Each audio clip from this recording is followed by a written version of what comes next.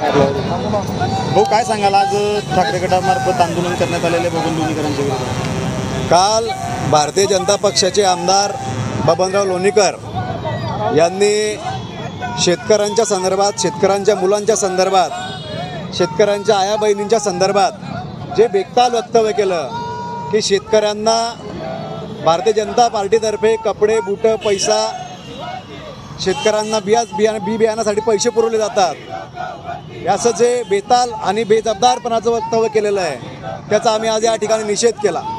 खरं तर बबनराव लोणीकर हा ज्या मतांनी निवडून आलेला आहे ते माझ्या शेतकरी राजाचं मतदान आहे आणि त्या शेतकरी राजाच्या मतदानामुळेच तो आज विधानसभेमध्ये त्या ठिकाणी पोहोचलेला आहे।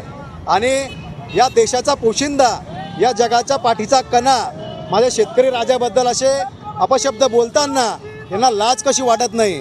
आज आपण जर पाहिलं असेल तर महायुती सरकारमध्ये असे अनेक मस्तवाल आमदार मंत्री त्या ठिकाणी बसलेले आहेत। माझा या महायुती सरकारला सवाल आहे की आपण यांच्यावर काही कारवाई करणार आहात की नाही, का अशाच पद्धतीने यांची मस्ती ही चालू राहणार आहे। या राज्याची आपण जर परिस्थिती बघितली असेल तर माननीय मुख्यमंत्र्यांनी यापूर्वी शेतकऱ्यांना या ठिकाणी कर्जमाफीचे या ठिकाणी आश्वासन दिलेले होते, परंतु शेतकऱ्यांची कर्जमाफी त्या ठिकाणी झालेलीच नाही आहे। उलट या ठिकाणी शेतकऱ्यांची अवहेलना त्यांच्या मंत्र्यांकडून, आमदारांकडून केली जाते।